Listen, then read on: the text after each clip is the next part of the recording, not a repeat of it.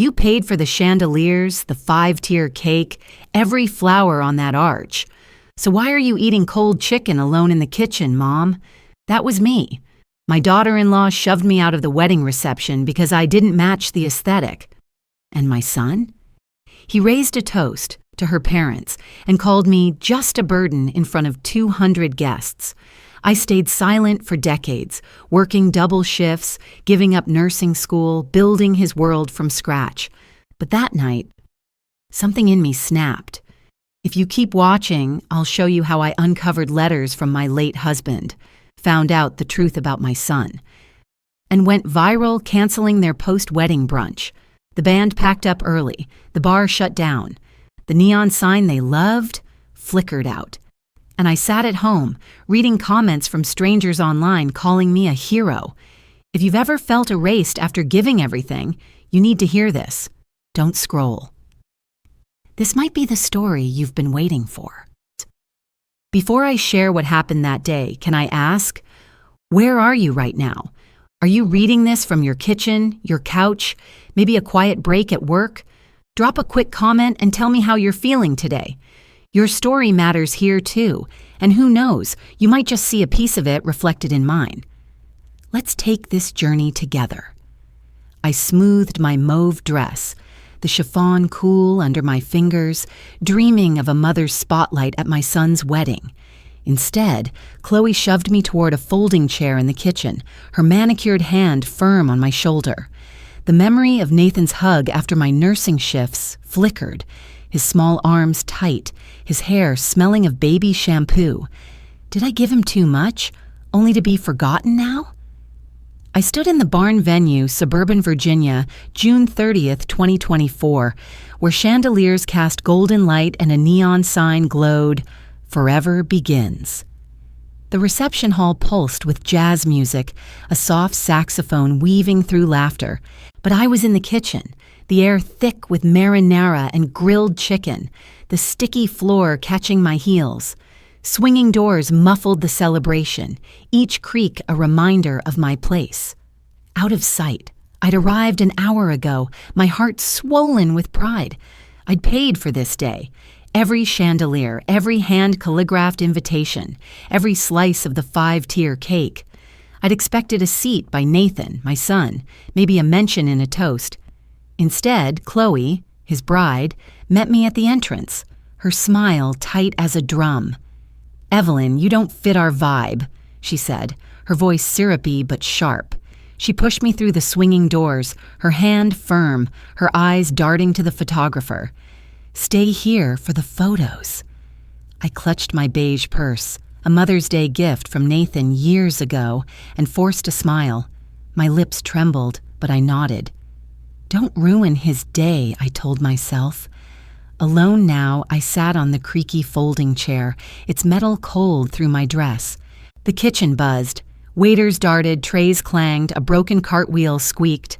I stared at a stain on the floor, maybe gravy, my heels sticking slightly. Through the swinging doors, Patricia's voice boomed, Chloe's mother, all pearls and navy chiffon. "We made this day perfect," she said, glasses clinking in the hall. My hands shook in my lap. I'd paid for those chandeliers, that neon sign, the apple pie dessert cooling nearby. I'd worked double shifts for years, my back aching to give Nathan everything, braces, college, this wedding. Yet Patricia claimed the spotlight, her husband Ronald chuckling beside her. Not a word about me. My throat tightened, the jazz music stinging like salt in a cut. I gave everything, I thought. Why am I here? A young waiter, barely 20, slid a chipped plate of cold grilled chicken before me. "Ma'am, you okay?" he asked, his eyes awkward. I nodded, my smile brittle. I didn't touch the chicken. My mind drifted to those nights I'd stayed up, stitching Nathan's school uniforms after my shifts, my fingers raw. I'd wanted him to have what I never did, a life without worry. Now he stood out there, adjusting his cufflinks, laughing with Chloe's parents, not once glancing my way. The doors swung again, revealing a flash of the floral arch I'd funded. My chest ached, a dull, heavy pain. I pressed my napkin to my lips, pretending to dab a non-existent stain. My eyes burned. Not from the onions steaming nearby, but from the truth. They didn't want me in their picture. My phone buzzed in my purse, snapping me back. I pulled it out, the screen glaring. A Venmo alert. Chloe had charged my card for a pre-wedding spa day, $300 for facials and mimosas. My breath caught. I'd never approved that. My fingers hovered over the screen, my pulse thudding in my wrists. I thought of Nathan's braces, the overtime I'd worked to afford them, my dreams of nursing school buried under bills. I'd built this day, every glittering piece, and they'd shove me behind a door. The waiter passed again, his tray clinking with empty glasses. I stared at the plate, the chicken congealing, and felt something shift inside me. Not yet anger, but a crack in my silence. Did I raise Nathan to love me or just my checkbook? The question hung heavy, like the marinara scent clinging to the air. I tucked the phone back, my hands steadier now. I'd stayed quiet for Nathan's sake, for his perfect day. But that day was mine too, paid for with my sweat, my years, my heart. The jazz swelled beyond the doors, a saxophone wailing. I straightened, my mauve dress catching the dim kitchen light. I wasn't ready to speak, not yet, but the silence I'd wrapped around myself felt thinner, like a thread about to snap. My phone buzzed again, another charge, this time for Chloe's bar crawl, $200 for cocktails I'd never taste. My fingers tightened around the purse, Nathan's old gift, its leather-worn soft. The doors swung shut, muffling the laughter. I was done being their ghost. Chloe's bar crawl charge burned my screen. Nathan's words burned my soul. I could still see Nathan at 5, sticky with ice cream, his "I love you, Mom," warming my tired bones after a double shift. Where was that boy now? I sat in the kitchen of the Virginia Barn venue, the air thick with grilled chicken and apple pie from the dessert tray. Beyond the swinging doors, the reception hall hummed. Glasses clinked, slow-dancing shoes shuffled to a jazz saxophone's wail. The neon sign I'd paid for, "Forever Begins," glowed in my mind, mocking me. The kitchen's clanging trays and squeaking cartwheels drowned my thoughts, but not my pain. I edged toward the swinging doors, my mauve dress catching on the sticky floor. I peered through the crack. Nathan stood at the head table, tailored suit crisp, his smile wide as he raised a glass. Imagine giving everything for your child, only to be shoved behind a kitchen door. Think you know how it ends? Just wait. If you're still with me, drop a 5 in the comments, because what comes next will sting deeper than you expect. My heart pounded. I'd paid for that suit, the chandeliers sparkling above, the floral arch framing him. To Chloe's parents, Patricia and Ronald, for making this day perfect, he said. The crowd cheered. My fingers tightened on the door's edge. Not a word about me. I'd worked nights, my back aching, to fund this wedding. Yet Nathan's eyes skipped over the kitchen, over me as if I were invisible. Then he saw me. His gaze locked on mine through the door's sliver, and for a moment I hoped. Maybe he'd call me out, give me a nod. Instead, he leaned into the microphone, his voice sharp.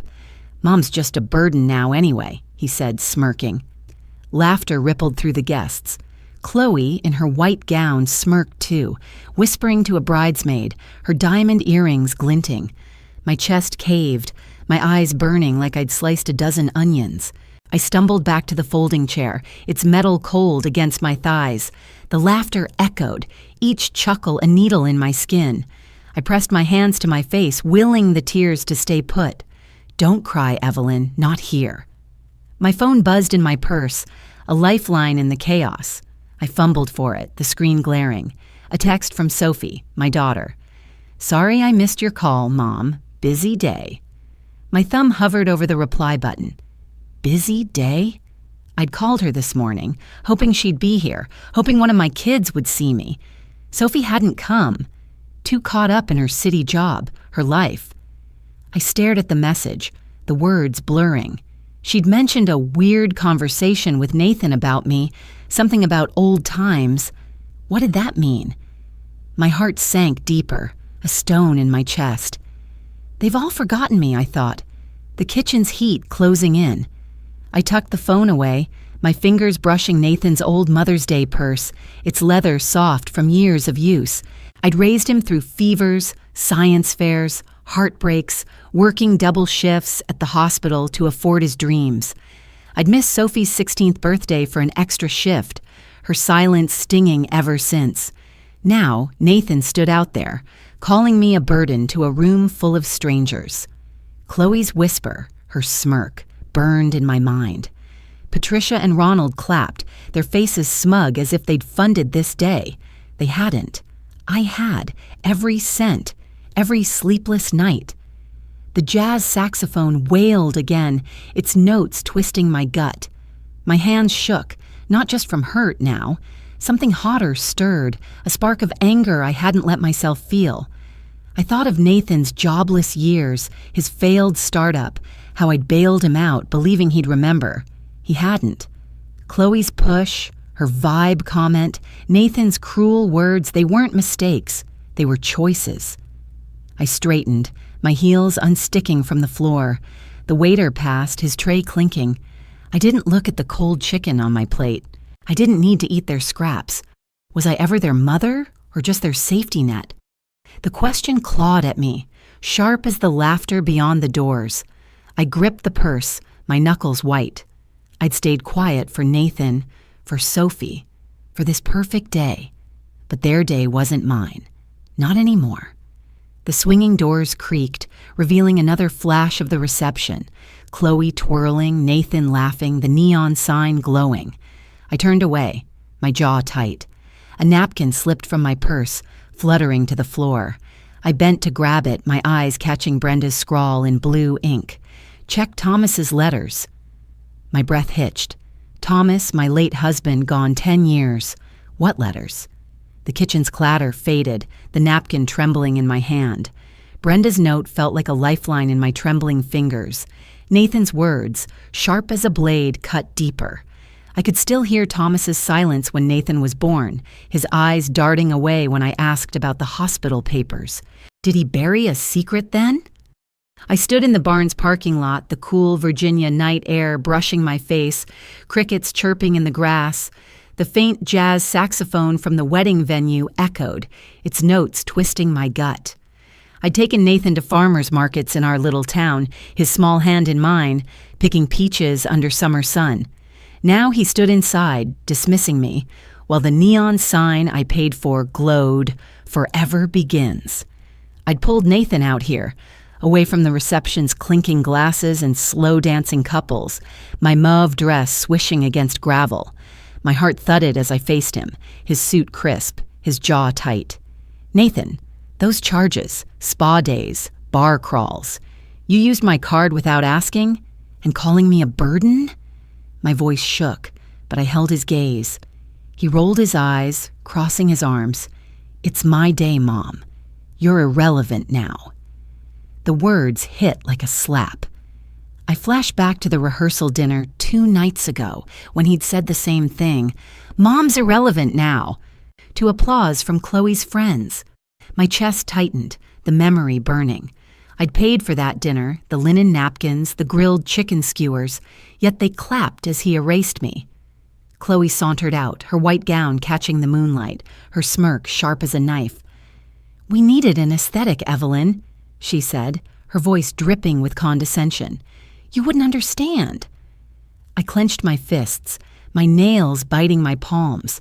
I remembered skipping nursing school, my dream, to work doubles at the hospital for Nathan's braces, his college, his startup that crashed. My jaw tightened, the crickets hum loud in my ears.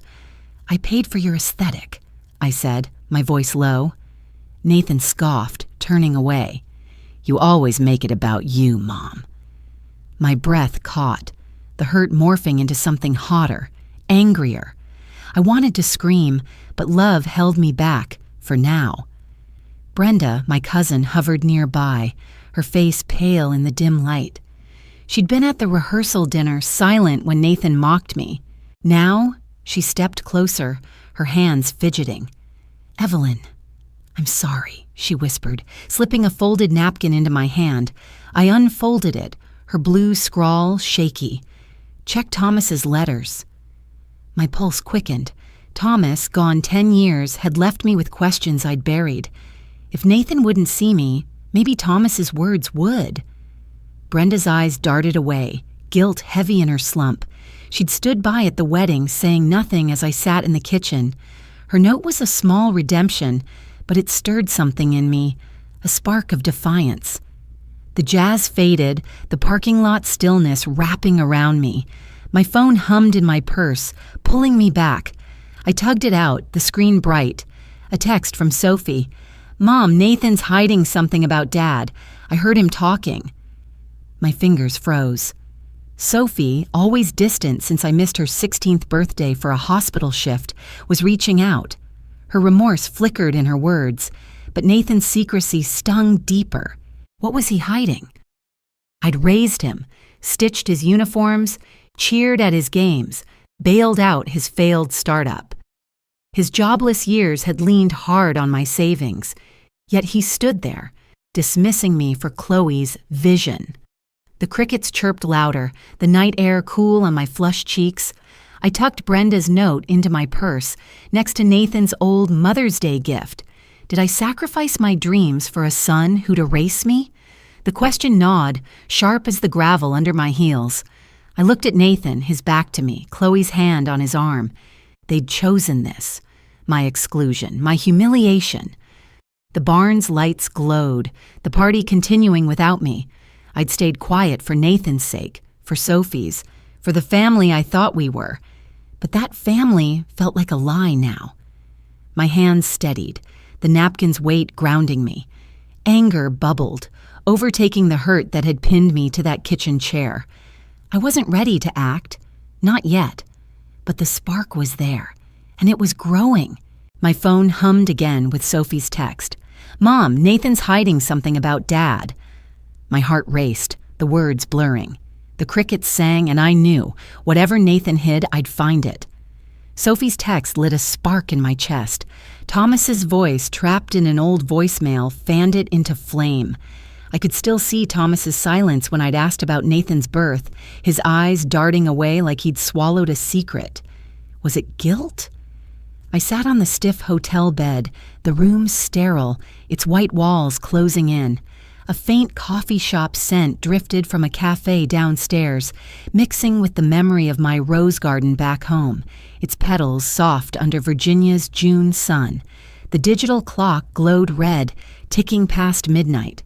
The barn venue's jazz and laughter were miles away now, but Nathan's words, "You're a burden," echoed louder.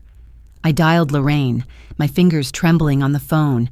My best friend's voice crackled through, sharp and warm like the crackle of a backyard bonfire. "Evelyn, you okay?" she asked. I spilled it all, Nathan's insult, Chloe's push, Brenda's note about Thomas's letters. "He called me a burden, Lorraine, in front of everyone." My voice broke. Lorraine's tone hardened. "You're not their ATM, Ev. Dig into Thomas's past. You deserve answers." She paused, her breath heavy. I lost my son to my own mistakes, chasing my career, missing his games. Don't let Nathan erase you. Her estrangement, a wound like mine, made her words cut deeper. I nodded, though she couldn't see, my anger stirring, no longer just hurt. My mind flashed to Thomas, years ago when Nathan was born. I'd asked about the hospital papers, and his eyes went distant, his hands fidgeting with his old guitar pick, a habit from his music days he'd given up for us. "It's nothing, Ev," he'd said too quick. Now, alone in this hotel, I scrolled through my phone, heart pounding. I found it, an old voicemail from Thomas buried in a folder I'd ignored. "I'm sorry, Ev," his voice rasped, faint and crackly. "I should have told you about Nathan." My pulse raced, the words a jolt. The coffee shop's chatter filtered through the window, grounding me. What truth? I replayed it, his voice trembling, the apology heavy. My fingers tightened on the phone, the red clock blinking 12:47 a.m. Sophie's call came next, her voice tearful, cutting through the silence. "Mom, I'm so sorry I missed your call earlier," she said. I heard Nathan at the pre-wedding dinner. He said, "Mom's just a wallet now." I should have stopped him. My breath caught. Nathan's words, flung carelessly to Chloe's friends, burned worse than his burden jab. Sophie's guilt poured through the phone. She'd resented me since I missed her 16th birthday for a hospital shift, but now she sounded different, softer. "I didn't know he'd hurt you like this," she said. I gripped the phone, my knuckles white, thinking, they took my love and spit on it. The hotel's air conditioner hummed, cold air prickling my arms. "I'm going home tomorrow, Sophie," I said, my voice steady. "I need to find something." Thomas's letters. Brenda's note. They were calling me. My anger wasn't just a spark now. It was a flame, licking away the hurt that had pinned me to that kitchen chair. I'd given up nursing school for Nathan, worked doubles to buy his sneakers, his college books, his failed startup's debts. Sophie, too. I'd missed her milestones, but only to keep our family afloat after Thomas left. Nathan's greed, Sophie's distance, Chloe's smirk. They'd all chosen to erase me. The coffee shop scent faded, replaced by the memory of my rose garden, its blooms defiant despite neglect. I stood pacing the room, my heels clicking on the thin carpet. I'd search my home, find those letters. If Nathan wouldn't see me, Thomas's words might. Did Thomas hide the truth to protect me or himself? The question stung, sharp as the red glow of the clock. I sat back on the bed, the mattress creaking. Lorraine's story. Sophie's tears. Brenda's note. They pushed me forward. I wasn't just a mother who'd been shoved aside. I was a woman with a fire growing inside, ready to burn through the lies. The hotel's silence pressed against me, but my resolve was louder. I tucked the phone away, my hands no longer shaking. The wedding's jazz, Nathan's insult, Chloe's push, they'd tried to dim me. They'd failed. My phone screen lit up, the voicemail's timestamp glaring, the day Thomas died. My heart skipped, the air conditioner's hum fading as I stared. Thomas's last voicemail chilled me to the bone. My home, quiet and waiting, held his secrets. I could still see Nathan's baby shoes, tucked in a box under my bed, their laces frayed from his first steps. Were they a lie I'd cherished all these years? I stood in my modest Virginia ranch, the beige walls soft in the morning light, a dented door frame from Nathan's childhood bike crash catching my eye. The guest room smelled of dusty lavender from old linens, the air heavy as I crossed the threshold. Outside, my rose garden bloomed, petals vibrant against the green. The world felt still, but my heart churned. Nathan's betrayal, his burden jab, his wallet toast, fueling my steps. I knelt by the guest room dresser, my fingers trembling as I turned the key Brenda's note had led me to. The drawer creaked open, revealing a red folder, its edges worn. Inside, a single letter, Thomas's slanted handwriting stark. "Nathan isn't yours. An affair." My hands shook, the paper crinkling. My vision blurred, tears I hadn't let fall since the wedding stinging now. An affair? Nathan, my boy, not mine? I sank to the floor, the lavender scent choking me. I'd given up nursing school for him, worked double shifts to buy his sneakers, his books, his dreams. Every fever, every scraped knee, I'd been there, believing he was mine. The letter slipped, my breath ragged. How could Thomas keep this from me? My mind flashed to those early years, rocking Nathan through midnight fevers, his tiny fists curled against my chest. Thomas had watched, silent, his guitar pick twisting in his fingers, his music career abandoned for us. I'd thought it was love, not guilt. Now my phone rang, Sophie's name lighting the screen. I answered, my voice hoarse. "Mom, I found something," she said, her tone shaky. At Nathan's pre-wedding dinner, he toasted, "Mom's sacrifices were her choice, not our debt." I should have called him out. My jaw clenched. Nathan's words, flung to Chloe's friends, dismissed my life's work, my nights, my dreams, my love. "He erased me, Sophie," I snapped, anger surging. Sophie's voice softened. I'm searching Dad's old stuff for you, Mom. There's more. Her guilt, tied to my absence at her 16th birthday, cracked through. She wanted to make it right. I stood, pacing the guest room, the floorboards creaking. My phone buzzed again. Lorraine this time. Ev, you okay? She asked, her voice warm like a summer porch swing. I told her about the letter, my voice breaking. Nathan's not mine. Thomas lied. Lorraine paused, then said, Your love made Nathan yours, Ev. That's power.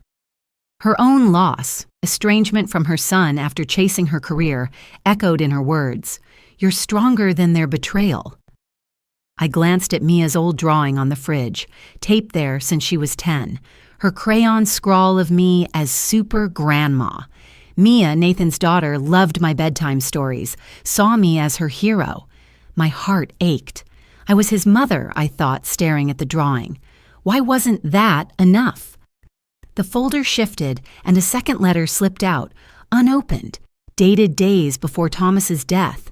My pulse spiked, the lavender scent fading as I focused on Thomas's handwriting. For Evelyn, the truth. I didn't open it. Not yet. My anger wasn't just at Nathan now, or Chloe, or even Sophie's past distance. It was at Thomas, who'd let me build a life on a lie. I'd missed Sophie's milestones, worked myself raw, all for a son who called me a burden, a wallet, irrelevant. The roses outside swayed, their beauty sharp against my pain. Lorraine's words rang. That's power. My hands steadied, the letter heavy in my grip. Nathan's toast, his betrayal, Thomas's secret. They'd tried to erase me, but I was still here, and I was done staying quiet. Was my love for Nathan enough, or just a lie I lived?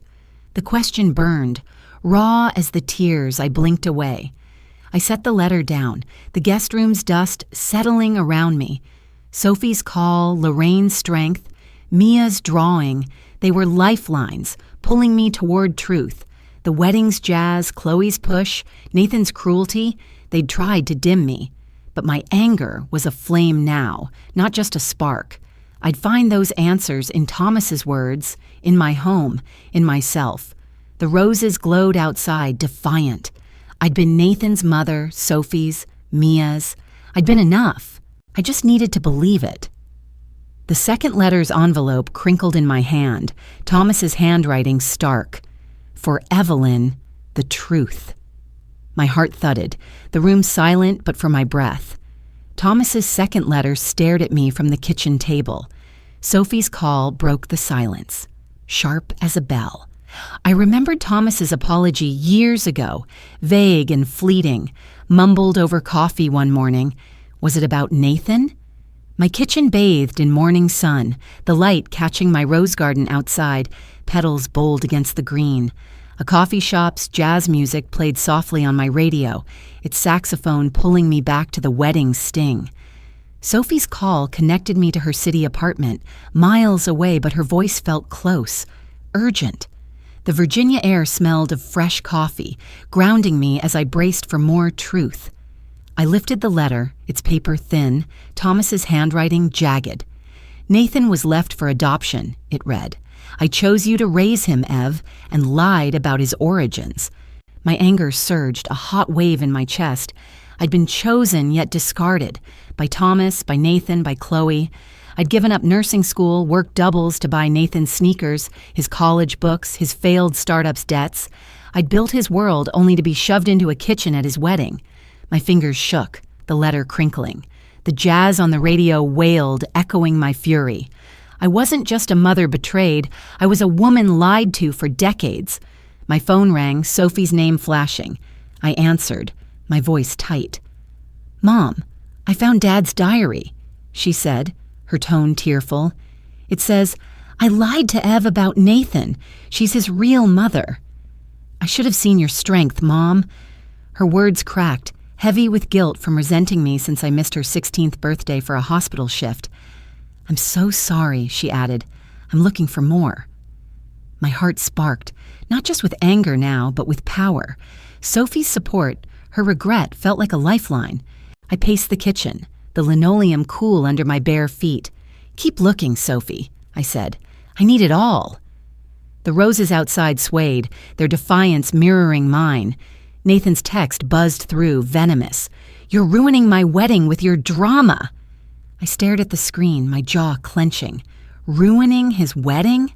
He'd called me a burden, a wallet, irrelevant, while Chloe smirked and used my card for her spa days and bar crawls. His entitlement, rooted in his jobless shame after his startup crashed, infuriated me. The audience would bristle at his gall, dismissing my pain for his perfect day.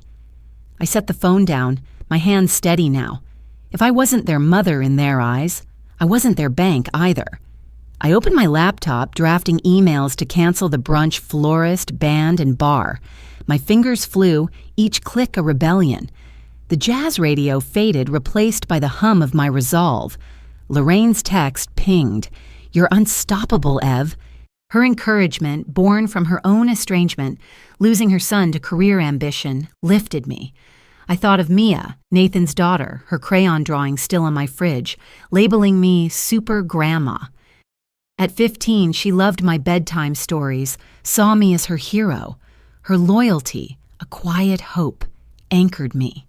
The diary Sophie mentioned, Thomas's regret inked within, deepened his betrayal, but also my clarity. He'd chosen me to raise Nathan, knowing my strength, yet hid the truth. My anger wasn't just at Nathan's cruelty or Chloe's smirks. It was at a life built on lies. I glanced at the roses, their petals catching the sun. I'd been strong then. I was stronger now. Did I build Nathan's world, only to be erased from it? The question burned, raw as the coffee's bitter steam. I stood, the kitchen table solid under my hands. Sophie's call, Lorraine's text, Mia's drawing, they were threads pulling me toward defiance. Nathan's text, Chloe's entitlement, Thomas's lie. They'd tried to dim me, but I was done shrinking. The radio's jazz swelled, a saxophone note lingering. I saved the cancellation emails, not sending yet. My heart raced, but my mind was clear. I'd find the full truth, and when I did, I'd act, not for them, but for me. Sophie's voice came again, shaky through the phone. "Mom, there's another diary entry I didn't read yet." My breath caught, the roses outside still as I waited. Sophie's diary note was a match, igniting my anger. Nathan's actions lit the fire, roaring now. I could still see the toddler photo on my mantle, Nathan's gummy smile bright in my arms. Could I let it go? My living room, cozy with its faded armchair, wrapped me in quiet. A faint apple pie scent drifted from a neighbor's kitchen, mingling with the glow of my rose garden outside. My phone buzzed, Facebook alive with notifications, each one a spark in the kindling of my resolve. The Virginia morning felt heavy, the weight of Nathan's betrayal, his burden jab, his wallet toast, pressing against me. I tapped post on Facebook, my heart pounding. A blurred check captioned, "I paid for the wedding. They sat me in the kitchen." Stared back. Comments flooded in.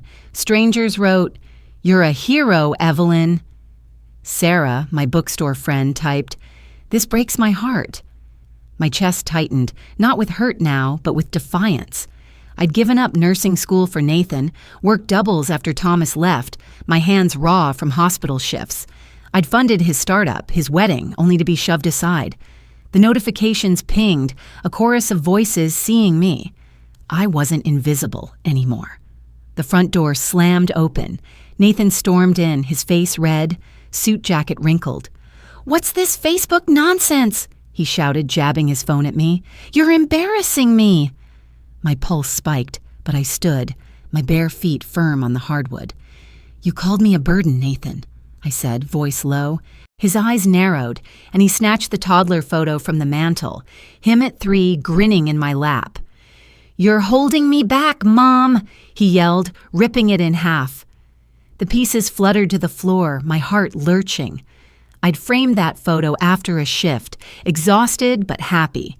My voice steadied. "You tore us apart first." His jobless shame, His failed startup fueled his cruelty, but it didn't excuse it. The audience would seethe at his disregard, tearing my memory to shreds. Brenda knocked softly, her face pale as she stepped inside. "Evelyn, I'm so sorry," she said, tears brimming. "I should have spoken up at the wedding." Her guilt, heavy from standing silent while I sat in the kitchen, hung between us. I nodded, my throat tight. "It's okay, Brenda," I said, but my eyes stayed on the torn photo. Lorraine's text buzzed. "You're a queen, Ev." Her encouragement, born from her own loss, estranged from her son, lifted me. I opened my laptop, fingers steady, and sent emails to cancel the post-wedding brunch. No florist, no band, no bar. The apple pie scent lingered, sweet against my bitterness. I thought of Mia, Nathan's daughter, her crayon drawing still on my fridge, calling me Super Grandma. At 15, she loved my stories, saw me as her hero. Her hope kept me grounded. I wasn't their shadow anymore. My phone pinged, an email from Chloe to her bridesmaids. "Evelyn's so old-fashioned, she doesn't get modern weddings." My jaw clenched. Chloe's mockery, her entitlement, burned hotter than Nathan's outburst. She'd used my card for spa days, bar crawls, now a honeymoon fund. I'd raised Nathan through fevers, science fairs, heartbreaks, my dreams buried under his needs. Sophie, too, had drifted after I missed her 16th birthday for a shift. But Sophie was trying now, her texts promising diary clues. Brenda's apology, Lorraine's support, Mia's drawing, they were my strength. Nathan's torn photo lay at my feet, a symbol of his choice to erase me. The roses outside glowed, defiant in the sun. Did I raise Nathan to love me or just to take? The question cut, sharp as the torn photo's edge. I swept the pieces into my hand, their edges jagged. Nathan's cruelty, Chloe's smirk, Thomas's lie. They'd tried to dim me. But Sophie's remorse, Lorraine's fire, Mia's love, they lit my way. The Facebook comments kept coming, voices of strangers and friends, seeing me, cheering me. I wasn't done. I'd canceled the brunch, but more was coming. The living room's warmth wrapped me, the apple pie scent a faint comfort. My anger peaked, but it wasn't wild. It was sharp, focused, ready. My phone pinged again. Chloe's email mentioned a honeymoon fund charged to my card. My fingers tightened, the torn photo heavy in my hand. Chloe's email about the honeymoon fund burned in my mind. My cancellations burned brighter, a fire I'd set free. Thomas had called me strong in his letter, his words scrawled in shaky ink. Could I prove it now? I stood on my porch, the Virginia morning sun warming my rose garden, petals bold against the green. A faint hum from the farmer's market down the street carried on the breeze, voices haggling over peaches and fresh bread. My phone glowed with Facebook notifications, each ping a spark of validation. But my mind drifted back to the barn venue, its chaos still vivid, the night I'd unraveled their perfect day. That night, in the hotel's sterile silence, I'd made the calls. My voice was steady, each word a rebellion. "Cancel the brunch, florist," I told the vendor, my fingers tight on the phone. "No band, no bar."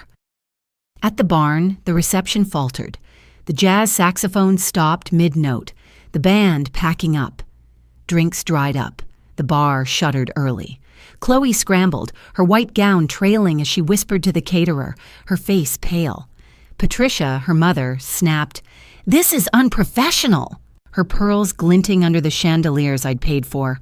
Ronald, her father, muttered, "Who's responsible?" Guests murmured, confused, their glasses empty. The neon sign, "Forever Begins," flickered, ironic. I'd sat in the kitchen then, my mauve dress creased, but my heart had thumped with power. I'd done that. Me. Back on my porch, the memory faded, the roses' scent grounding me. Nathan's text buzzed, pulling me to the present. "You're ruining everything, Mom," it read. He stormed into my living room minutes later, his face red, eyes wild.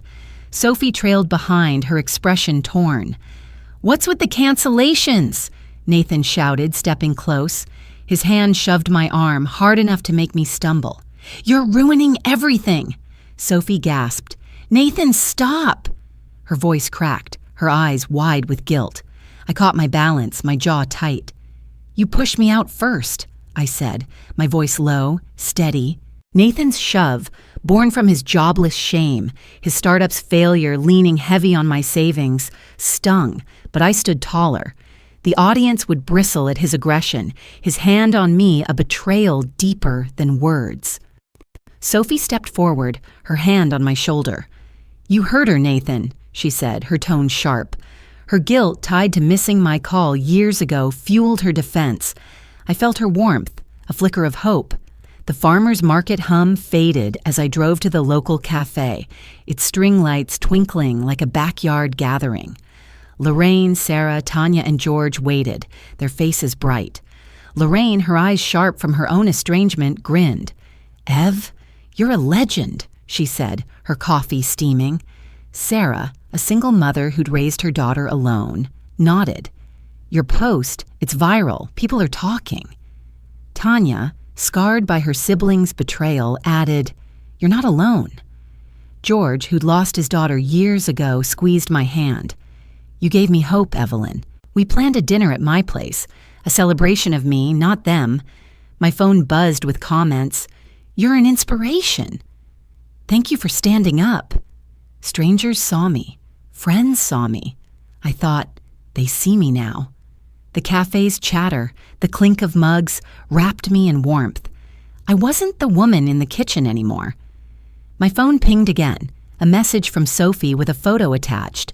Mia's drawing labeled, "For Grandma, my hero." Mia, Nathan's 15-year-old daughter, had drawn me in crayon years ago. Her bedtime stories my gift to her. Her loyalty, shining through Sophie's phone, was a lifeline. I smiled, my heart lifting.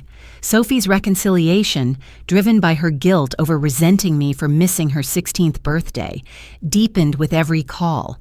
Lorraine's encouragement, Sarah's sincerity, Tanya's empathy, George's kindness, they formed my chosen family, their struggles mirroring mine.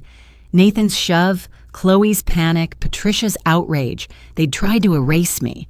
But the world was watching now, and I was no longer silent. Was my silence their power, or my strength waiting to break free? The question hummed, sharp as the breeze on my porch. I tucked Mia's drawing into my pocket, its edges soft. The cancellations had shaken their wedding, exposed their ingratitude. Nathan's push, Chloe's email mocking my old-fashioned ways, Patricia's snarl, they'd fueled my fire. But Sophie's support, Lorraine's fire, Sarah's nod, Tanya's story, George's grip, they lifted me higher. The farmer's market's hum returned, a reminder of life moving on. I'd canceled their brunch, their band, their bar. I'd posted the check. I was done being their shadow. My roses glowed, defiant like me. Sophie's car pulled up, her face soft as she stepped onto the porch. She held out a diary page, her hands trembling. "Thomas wrote more about you," she said, her voice low. My heart skipped, the roses still as I reached for it. Sophie's diary page trembled in my hands. Nathan's arrival shook my core, a storm breaking into my quiet home. The photo frame I loved, now empty on the mantel, haunted me. Could I burn it too? Sunlight streamed through my living room windows, warming the beige walls of my Virginia ranch. Outside, the backyard fire pit waited, embers ready to crackle. A faint jazz tune hummed from a neighbor's radio, its saxophone stirring memories of the wedding sting. My rose garden glowed, petals defiant in the morning light. The air smelled of fresh coffee, grounding me as I braced for Nathan's knock. He burst in, his face flushed, eyes wild. "Retract that Facebook post, Mom," he demanded, his voice sharp. "You're ruining my life." I stood, my bare feet firm on the hardwood, the torn toddler photo still scattered from his last visit. I held up Thomas's letters, my hands steady. If your own child erased you with a single look, would you still stay silent? Drop a 6 in the comments if you've ever swallowed your truth just to keep the peace. What I said next changed everything. You're not my biological son, Nathan, I said, my voice low. Thomas lied. His face crumpled, shock flashing before his jaw tightened. You owed us for raising me, he snapped, his words dripping with pride. The audience would bristle at his entitlement, dismissing my decades of sacrifice, double shifts, missed dreams, all for him. I felt the weight of his jobless shame, his failed startup, but his cruelty was a choice. You called me a burden, I said, my eyes locked on his. You tore our picture. You pushed me. Sophie's car crunched the gravel outside, and she stepped in, clutching Thomas's diary, her eyes wet. Mom, I found this, she said, her voice soft but firm. She read aloud. Evelyn was the only mother Nathan could have. Her guilt, tied to resenting me for missing her 16th birthday, broke through. I see your heart now, Mom, she said, her hand brushing mine. I turned to Nathan, my anger ablade. I chose you, I said. I gave up nursing school, work nights, built your world. You erased me. His mouth opened, but no words came. Sophie's presence, her love, anchored me. The jazz tune faded, the room heavy with truth. Nathan's pride, his need to impress Chloe, had blinded him, but I saw clearly now. I led them to the backyard, the fire pit's embers glowing. Brenda followed quietly, her face soft with remorse for staying silent at the wedding. I held the empty photo frame, once Nathan's toddler smile, now a hollow square.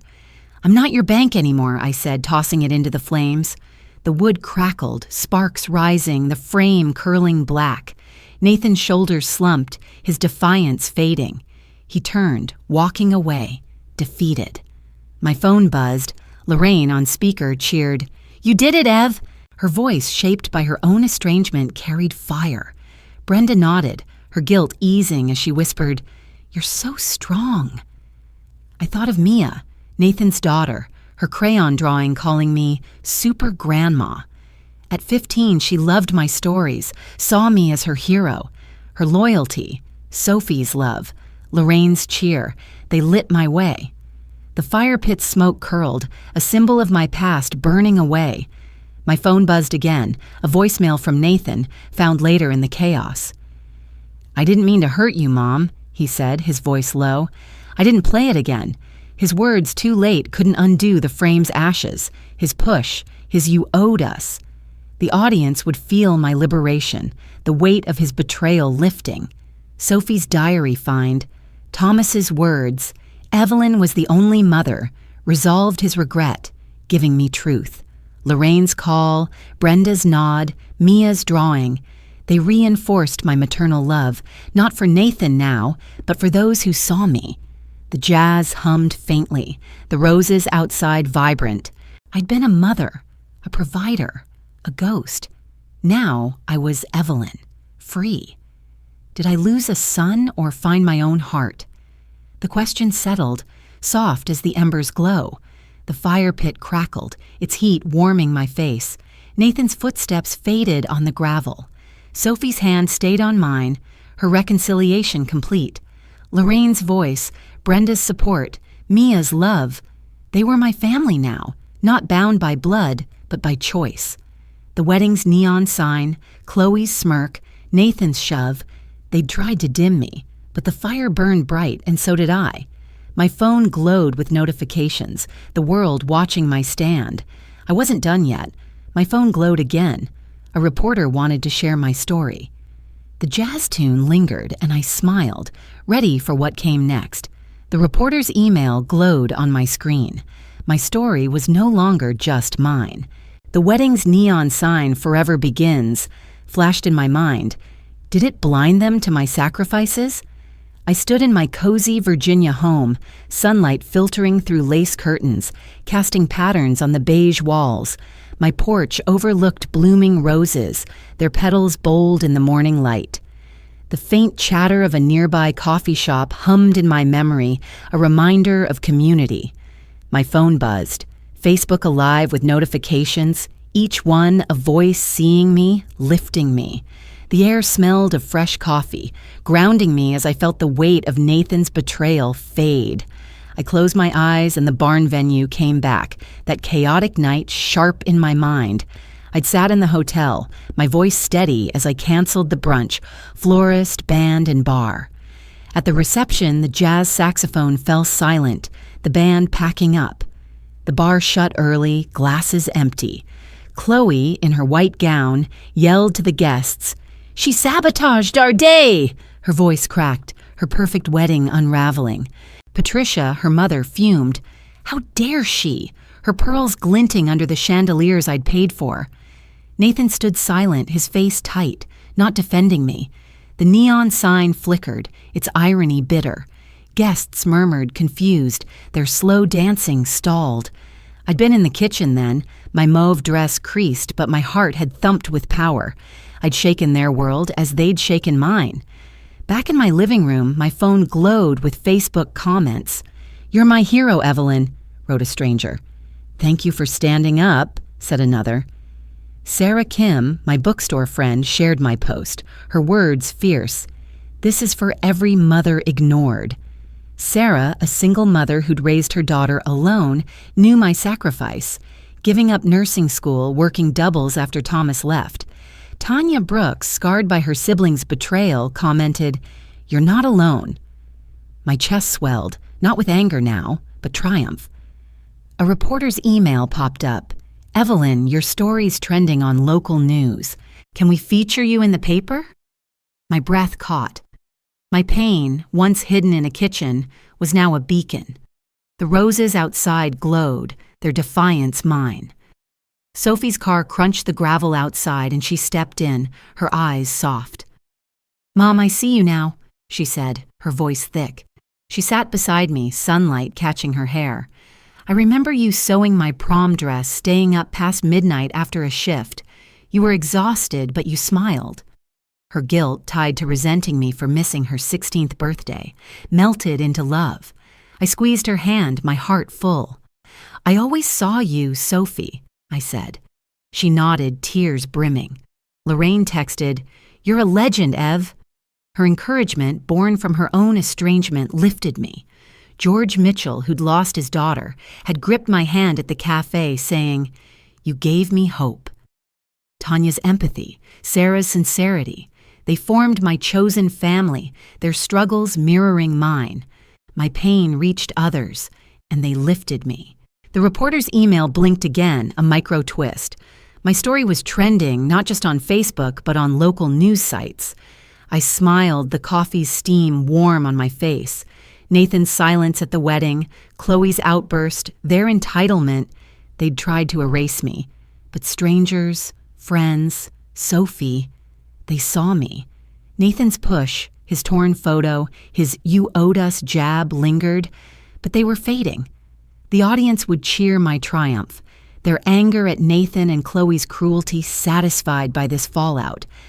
I thought of Mia, Nathan's daughter, her crayon drawing calling me Super Grandma. At 15, she loved my stories, saw me as her hero. Her loyalty, Sophie's love, Lorraine's fire, they were my strength now. Did my pain light a path for others, or just for me? The question settled, soft as the sunlight on my roses. I stood, my bare feet cool on the hardwood, the coffee shop's chatter, the Facebook pings, Sophie's touch, they were my world now. Nathan's absence, Chloe's panic, Patricia's rage, they were shadows, growing faint. I'd canceled their brunch, exposed their ingratitude. The roses swayed outside, their beauty fierce. I was no longer the woman in the kitchen, the mother they dismissed. I was Evelyn, seen, liberated. Sophie reached into her bag, pulling out a letter.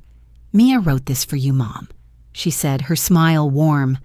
My heart skipped, the roses still as I took it.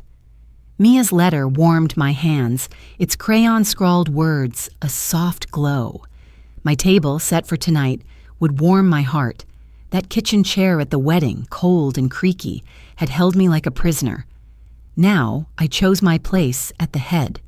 My dining room in my Virginia ranch glowed, a sunflower tablecloth bright under flickering candles.